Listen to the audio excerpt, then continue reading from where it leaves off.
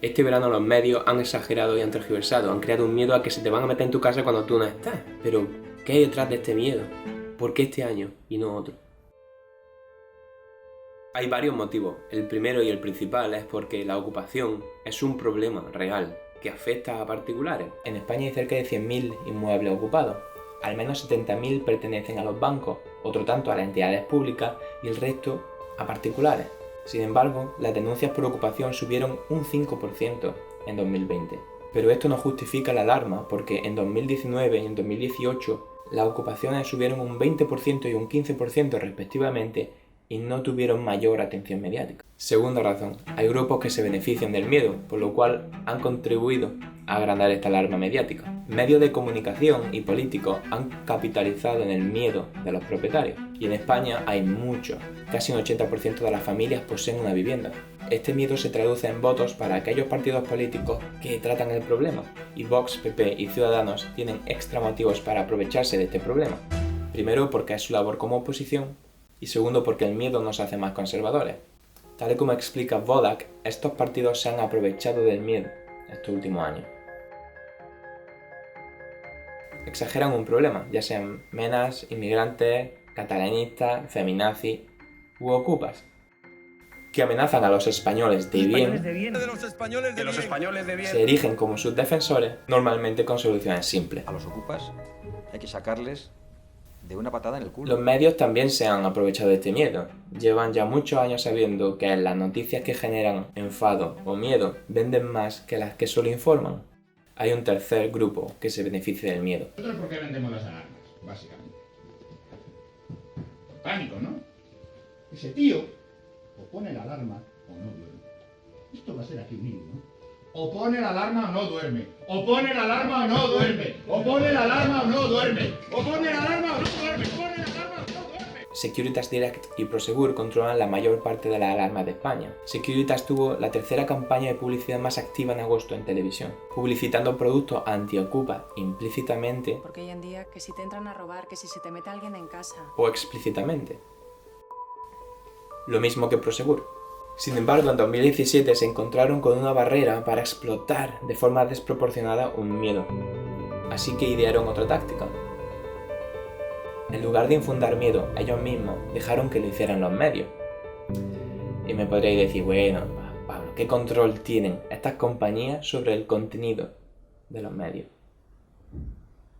Really. Los anunciantes controlan los medios desde pequeños publireportajes, que por cierto, en España son ilegales, hasta un control más exhaustivo de los medios.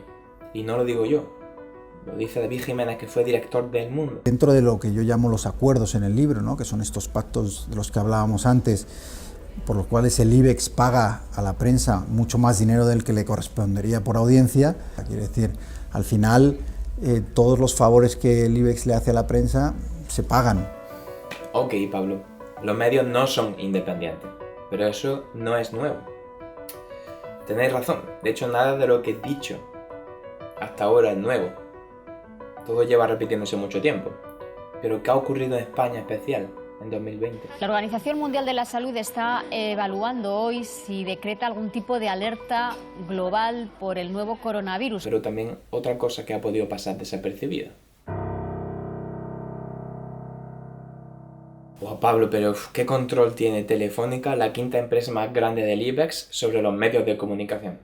Bueno, para quien no lo sepáis, muchísimo control. Desde pagar sobresueldos. Telefónica estuvo pagando por diferentes servicios a cerca de 80 periodistas. A ser inversores directos. Telefónica posee el 13% de Prisa, que a su vez posee el 17% de Mediaset. Además, se ha embarcado en proyectos conjuntos con Mediaset y con A3 Media, y también comparte accionistas con otros grupos de comunicación. ¿Y qué pasa con Securitas? Muy parecido. Los March, la séptima familia más rica de España, invirtieron 500 millones de euros en Securitas. He ido un poquito rápido con el diagrama, pero bueno, lo subiré a mi Instagram y así se puede ver más tranquilamente, más detalladamente. Hay muchísimas conexiones, pero la conclusión es que el poder económico español en 2020 había invertido en el negocio de la alarma, así que tenía motivos para usar su influencia sobre los medios de comunicación. Movistar y Prosegur se unen para crear una nueva alarma para todos. Y sí crearon una alarma para todos.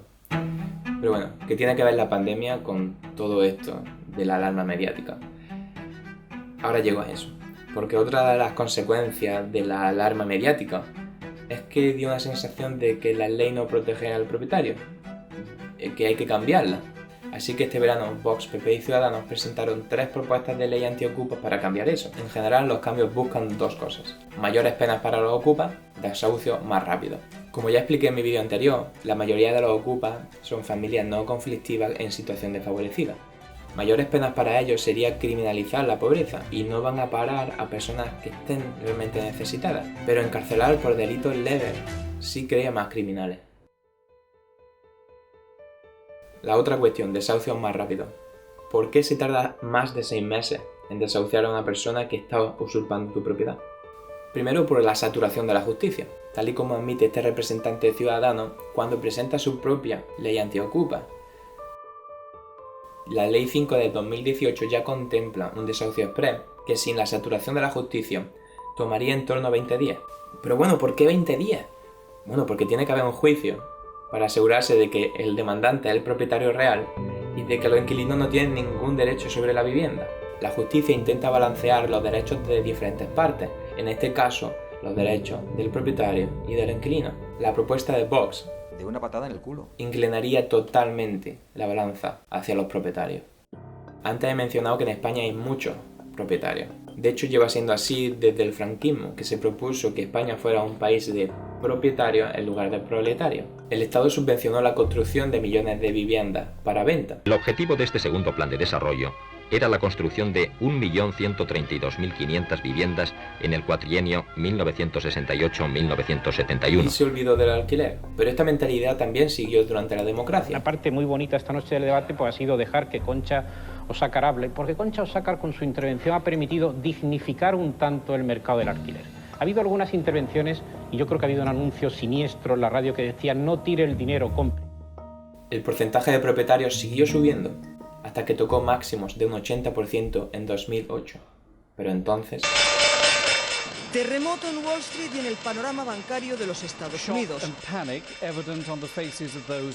periodo de desaceleración económica. Y claro, ahí nos dimos cuenta de que nunca había habido un 80% de propietarios, sino mucho menos. ¡Despierta! ¡El desahucio está en tu puerta! Desde 2008 el número de desahucios fue creciendo hasta llegar a 120.000 lanzamientos por impago de hipoteca solo en 2012. La cultura del propietario empezó su declive. Desde el inicio de la crisis, casi 500.000 personas han perdido su vivienda por no poder pagar la hipoteca. Y la mayoría de ellas no pudieron volver a comprar otra vivienda y se vieron forzadas a alquilar. El número de propietarios en España se ha estancado, mientras que el número de personas que están alquilando sigue y sigue subiendo. Y España tiene el 4º alquiler más caro de Europa en función de los ingresos. Los fondos de inversión han visto una grandísima oportunidad. Los grandes tenedores pasaron de tener prácticamente un 0% del parque de vivienda en alquiler a un 5%, y ya son los caseros más grandes del país.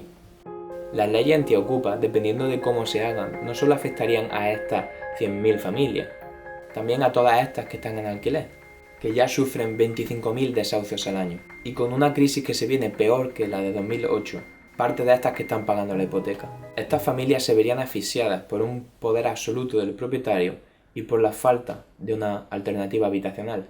Ya perdimos una grandísima oportunidad en 2012 cuando dejamos que la Sareb se convirtiera en una empresa de gestión privada con un 45% de fondos públicos. Una empresa semipública que se ha dedicado a comprar viviendas a entidades bancarias para vendérselas a menor precio a los fondos de inversión, perdiendo 1.000 millones de euros en el proceso. Transferimos ese dinero a la banca privada mientras dejamos de invertir en vivienda pública. Repito, dejamos de invertir en vivienda pública. Perdimos la oportunidad de crear un parque de vivienda social similar a otros países europeos. No nos dejemos llevar por alarmas fabricadas. Defendamos la propiedad privada, pero invirtamos en justicia para agilizar los plazos. Extendamos lo que muchas comunidades autónomas están haciendo, como Cataluña, Baleares o Navarra, que han definido jurídicamente vivienda vacía. Eso defendería a aquellos particulares que están intentando vender o alquilar una vivienda, pero al mismo tiempo daría un punch legislativo, un punch jurídico a las entidades públicas para incentivar la puesta en alquiler social de estas viviendas vacías. Y no es algo nuevo, como se ve aquí, París pone un 60% de impuestos a la vivienda vacía. La crisis sanitaria irá seguida de una crisis económica.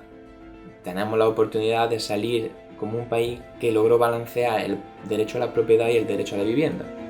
Pero no lo vamos a lograr si legislamos contra esto, en un proceso que podría dañar a estos y beneficiar de paso a estos otros, en lugar de buscar medidas globales que beneficien al 99% de la población. Muchísimas gracias por llegar al final del vídeo. La verdad es que han sido 2 vídeos difíciles de hacer porque la ocupación es un problema bastante complejo.